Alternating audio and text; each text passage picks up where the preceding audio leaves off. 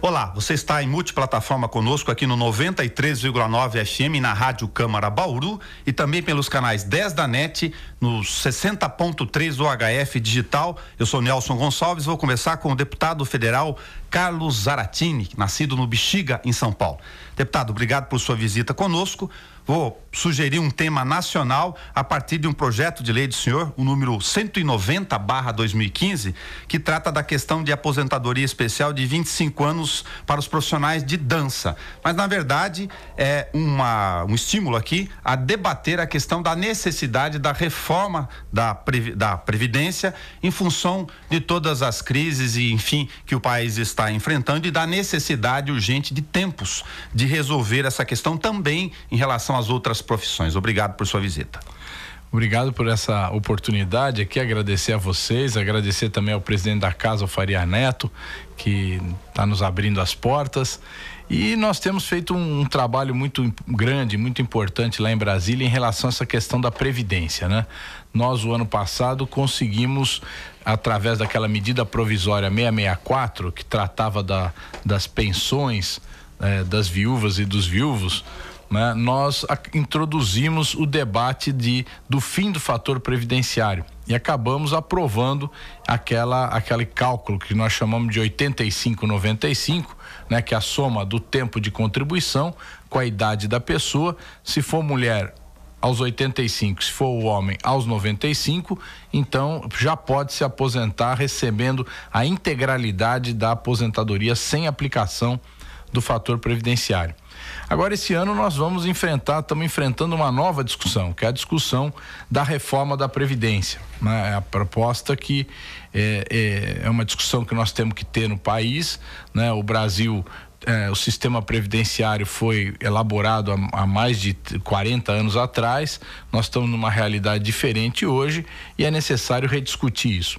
Nós, na bancada do PT, acha que esse tema poderia ficar para um segundo momento, né? Mas de fato o que ocorre é que ele está sendo colocado aí e nós vamos ter que destrinchar, né? Como a gente fala, vamos ter que achar uma solução que implique no menor prejuízo possível aos trabalhadores e trabalhadoras brasileiras. Ou seja, nós não queremos de forma alguma que se percam direitos que já foram conquistados pelo povo brasileiro. A gente compreende que mudou a realidade, o brasileiro hoje vive mais tempo, e vivendo mais tempo ele vai receber mais tempo a aposentadoria e nós temos que ter uma conta que se fecha, quer dizer, aquilo que entra de contribuição tem que ser o suficiente para pagar aquilo que são os benefícios, né? Não só as aposentadorias, mas as pensões, os auxílios doença, os auxílios acidente, enfim, o conjunto de benefícios que a Previdência paga todo ano, que atinge a mais de 27 milhões de brasileiros que recebem algum tipo de benefício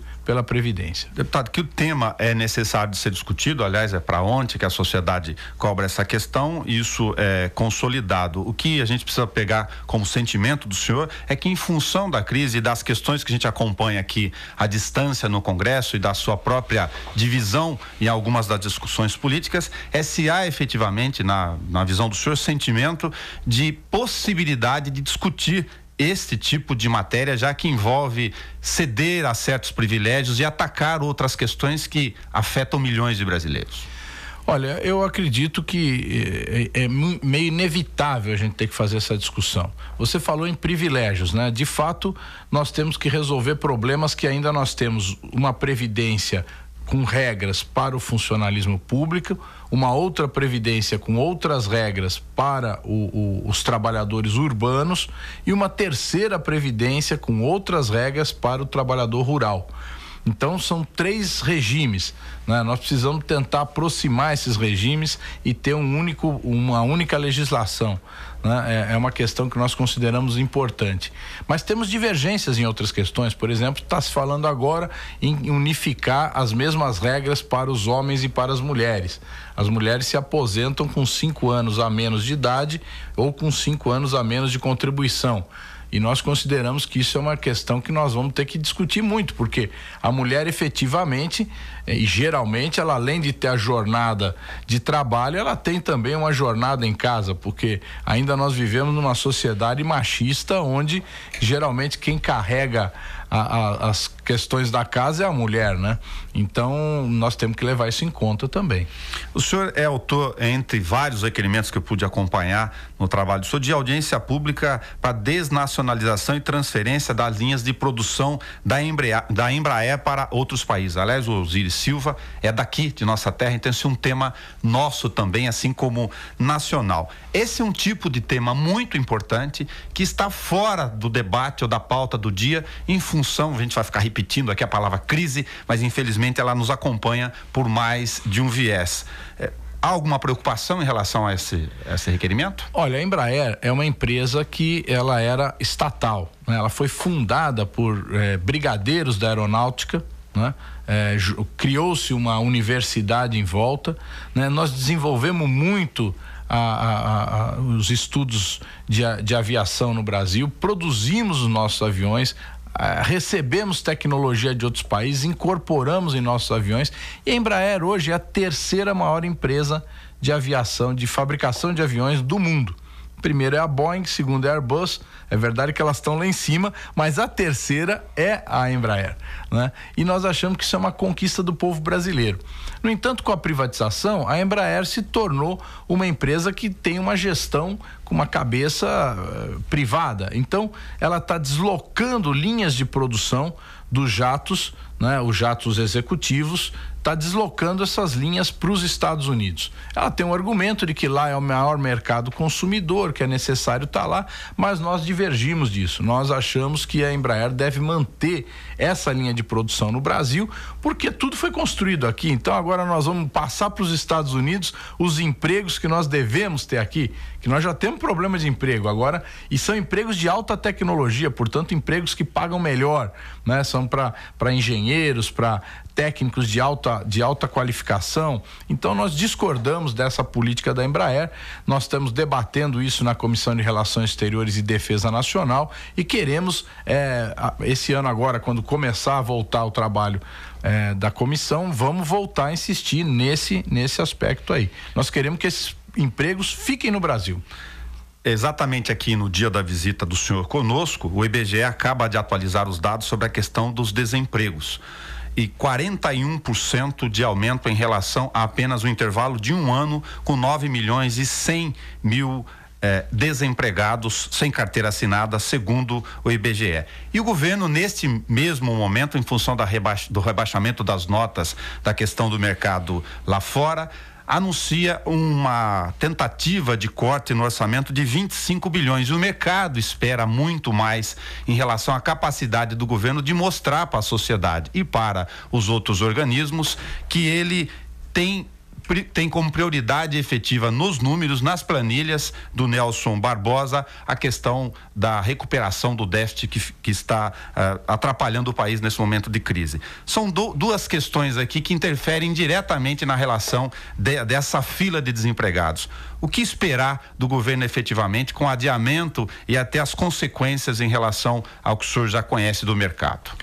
Bom, em primeiro lugar, é importante dizer que essa crise, todo mundo está vendo isso agora, é uma crise internacional. Você vê que nós tivemos alguns meses a problemas sérios na China, agora tivemos problemas nas bolsas de todo mundo, né? Os Estados Unidos e a Europa, apesar de incentivos trilionários que deram às suas indústrias, à sua economia, ainda não conseguiram reagir daquela crise que vem de 2008 e que se agravou nos últimos 2 anos.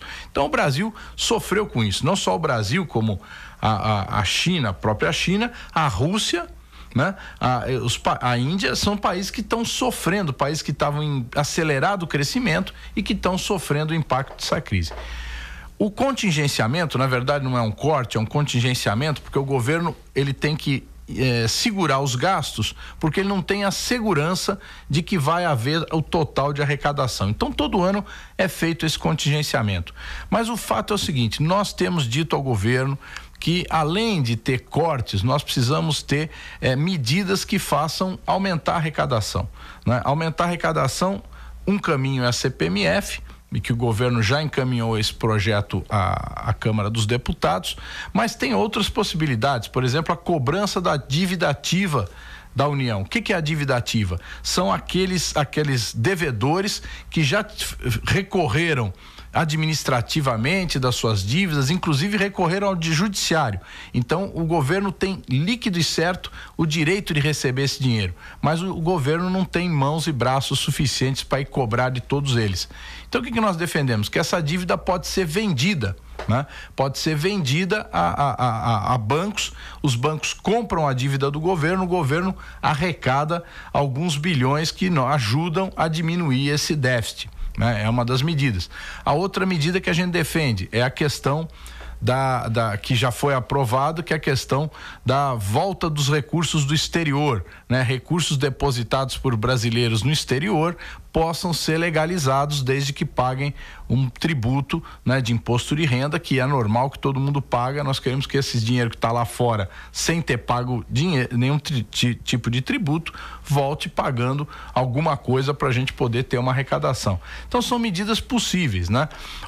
Outro assunto que nós defendemos? Uma revisão da tabela do imposto de renda, reduzindo o imposto de renda para quem ganha menos, né? E criando novas faixas de imposto de renda para quem tem salários maiores. É utopia pensar em lucros e dividendos, que é uma questão da economia que sempre causa mal-estar, mas é necessário que seja discutido? O Brasil é o único país do mundo que não cobra imposto sobre lucros e dividendos. Só para quem está nos ouvindo entender, né? Uma determinada empresa, ela faz a sua contabilidade e paga imposto de renda da empresa. Depois de pagar esse imposto, ela distribui os lucros e dividendos para os seus acionistas, né?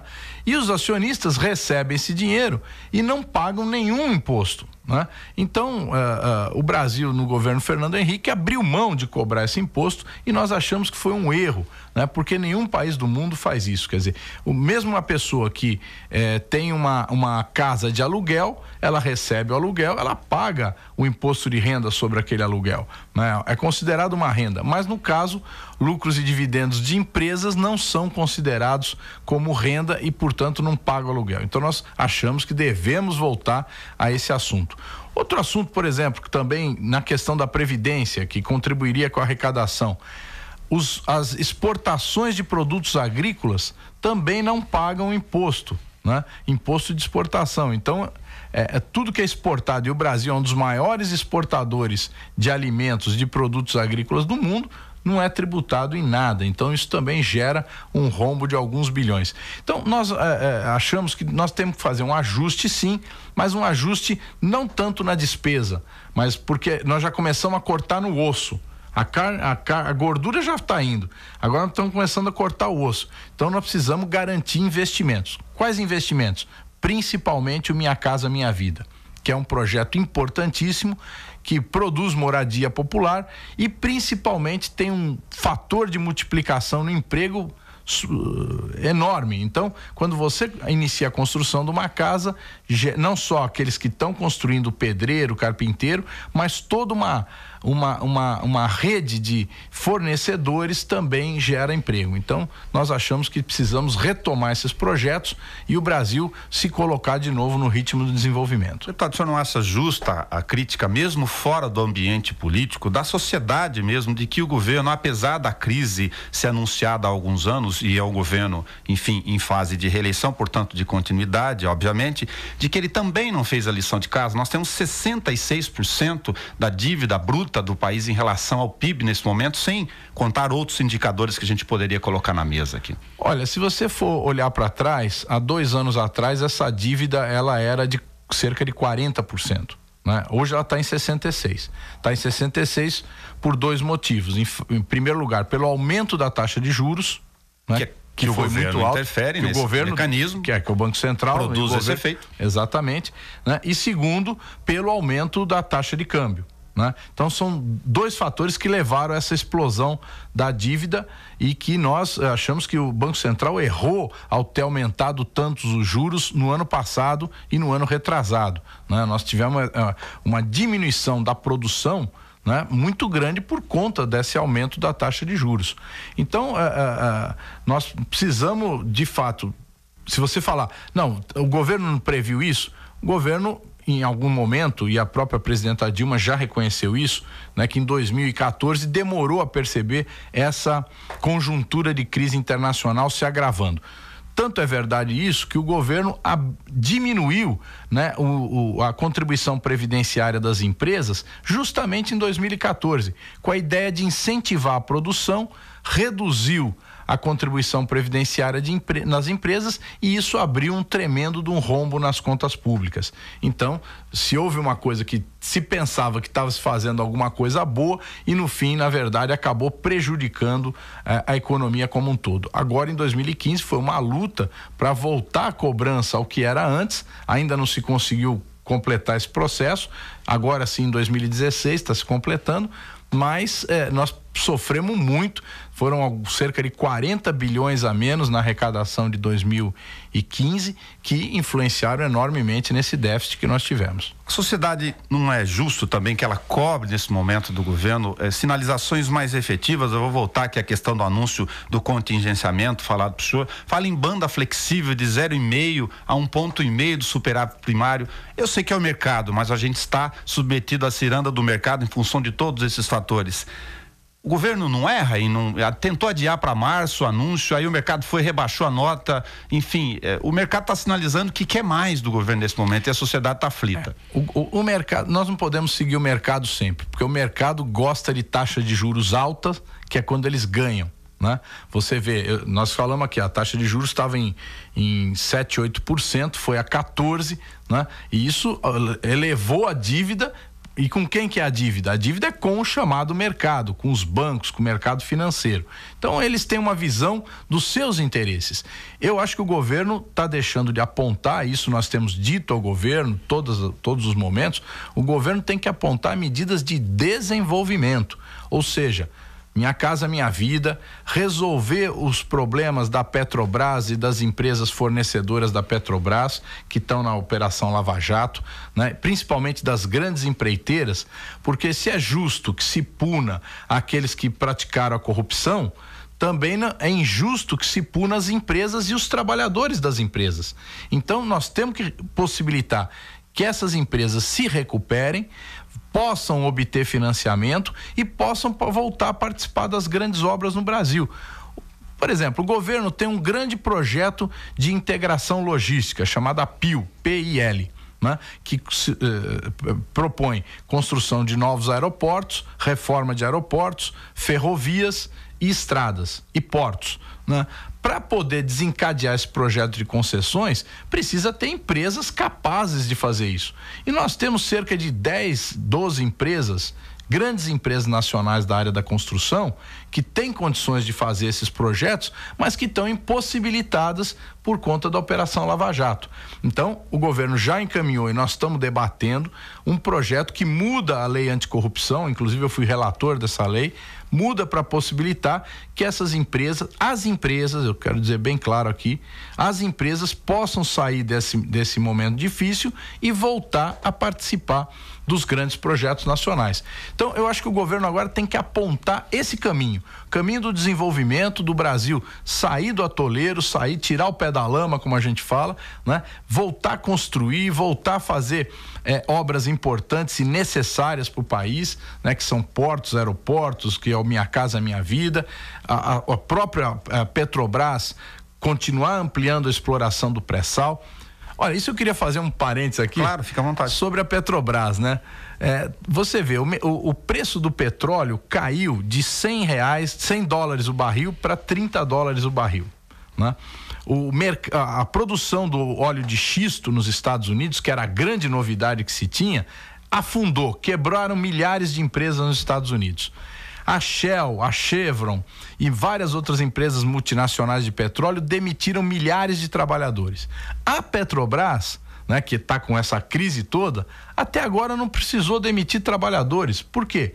Porque o preço da extração do barril de petróleo no pré-sal é de $8 o barril. Então nós temos uma empresa que é uma verdadeira joia rara, certo? É uma joia mundial. E é por isso que agora se tenta mudar a lei do sistema de partilha, né? Querem mudar a lei do sistema de partilha para exatamente tirar a Petrobras dessas jazidas importantes do pré-sal. Olha só que incrível. Quando se discute isso, vem ao Brasil o presidente da Shell querer dar opinião sobre como explorar o petróleo brasileiro.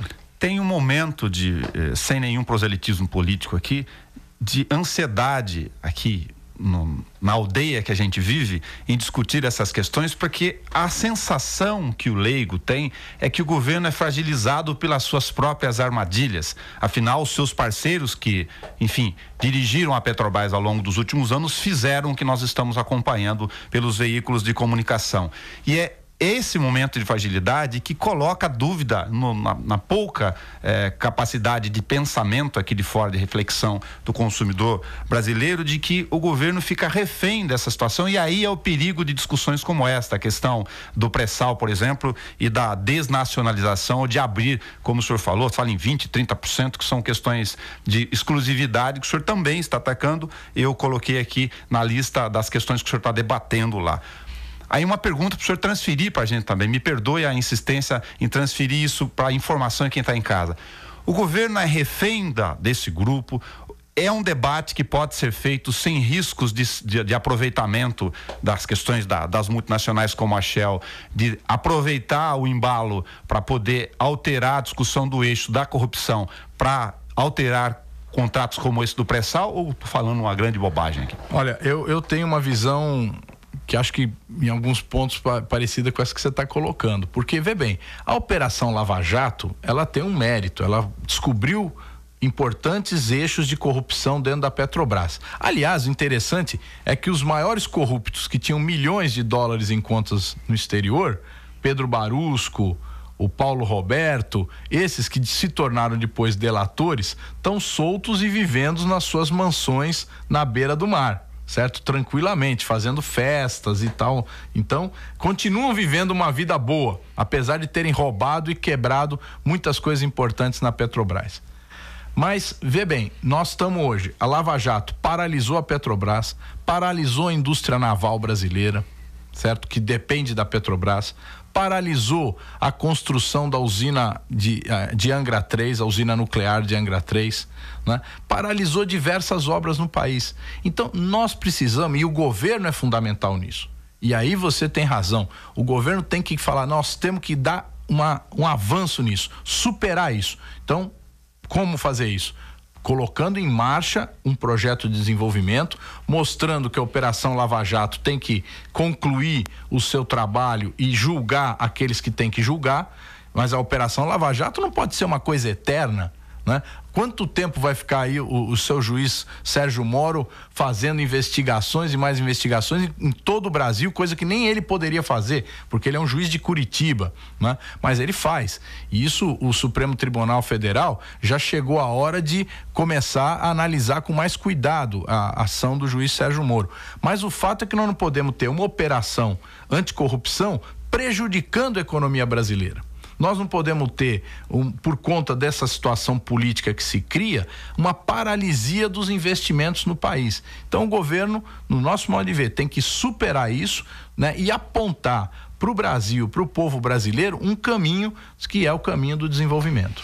No Congresso Nacional há espaço político para essa maturidade. Nós temos a bancada da arma, estou tentando escolher expressões aqui porque estamos ao vivo. Bancada da bala, gente. Bancada da bala, enfim, os fundamentalistas, tem gêneros de toda sorte, e além disso, uma boa parte, aliás, são em escala de dezenas de deputados que deveriam estar frequentando a delegacia de polícia para responder inquéritos policiais. Isso tudo volta num sentimento generalizado, é verdade, aqui embaixo, de ansiedade que o senhor deve estar acompanhando na rua quando o senhor volta no Bexiga lá em São Paulo.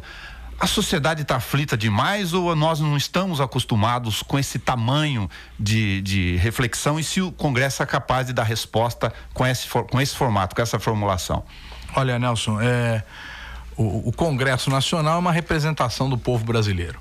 O fato é que nessa última eleição os setores mais conservadores, eles cresceram, né? Cresceram os setores, como você disse, fundamentalistas, que têm uma visão muito conservadora e religiosa da sociedade, o setor defensor aí da indústria de armas, o setor, os representantes dos delegados de polícia, da polícia militar, de vários estados, né? Então houve um conservadorismo maior no Congresso, tanto que foi eleito presidente da Câmara o deputado Eduardo Cunha, que conseguiu coesionar esse setor mais conservador. Ele não foi eleito à toa, ele foi eleito porque ele representa uma política, uma visão política. Mas eu acho que nós estamos conseguindo dar a volta por cima, né? Os setores mais progressistas que acham que o Brasil tem que avançar, né, que o Brasil não pode ficar parado. Nós não podemos ficar parado. Por exemplo, se discutiu durante 2 horas, né, a questão na criação do Ministério da Mulher, do Jovem, tal, que houve uma junção de vários ministérios num único ministério. Tinha uma frasezinha lá que era a questão de gênero, né, que é uma coisa óbvia que tem que se discutir.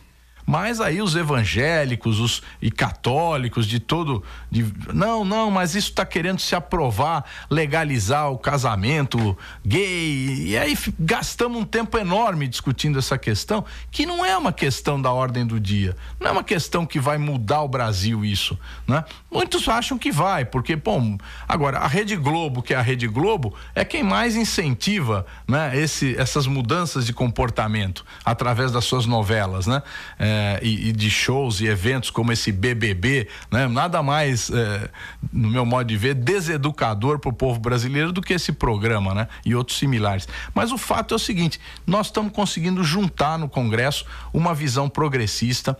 Você vê o PMDB, que é o maior partido, a maior bancada, apesar de ter apenas 64 deputados, é a maior bancada que nós temos lá na Câmara. Ele se dividiu agora em uma parte majoritária defendendo o governo e defendendo essa visão de progresso, né?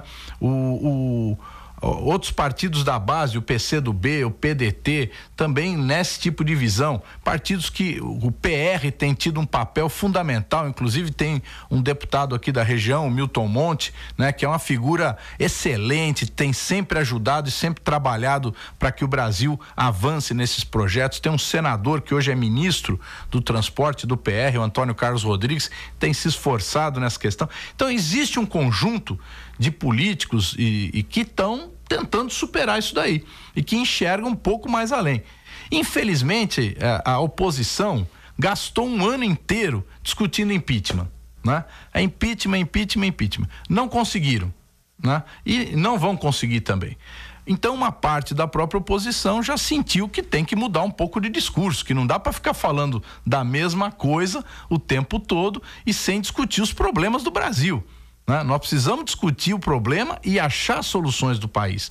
E tem gente, inclusive no PSDB e no DEM, que tem condições de pensar isso. Nós não somos também donos da verdade. Nós sabemos que dentro do PSDB e do DEM tem opiniões que merecem ser ouvidas e discutidas. Então, nós queremos construir, né, fora desse ambiente de radicalização inócua, que não vai levar a nada, a gente construir uma visão de desenvolvimento do país. Você vê, o senador Aloysio Nunes, que eu respeito muito, é um senador eleito por São Paulo, né, que tem uma visão de desenvolvimento do país que eu tenho muito acordo com ele. Mas se comportou em 2015 como um black blocker, né? Um black bloc da política. Fica lá com impeachment. E ele sabe muito bem, quando a gente discute as coisas, que o caminho não é por aí. O caminho é construir o desenvolvimento brasileiro. Deputado, muito obrigado a visita do senhor aqui em multiplataforma, conversando conosco, tentando contribuir um pouco para tirar essa ansiedade e colocar alguns pontos. Eu que agradeço. Eu queria também agradecer que nós estamos aqui na cidade, a nossa vice-prefeita, né, Estela Almagro, né, ao vereador Sandro Bussola e ao presidente do partido, Cláudio Gomes, que também tem nos recebido aqui em Bauru e que a gente agradece aí por essa recepção. Um grande abraço a vocês, um grande abraço aos ouvintes. Muito obrigado aí pela paciência paciência de nos ouvir. Muito obrigado. Você falou com a gente em multiplataforma pelo 93,9 FM com o deputado Carlos Zaratini, do Bexiga, de São Paulo, deputado paulista, que está acompanhando as questões do Brasil no Congresso Nacional. Até o nosso próximo encontro.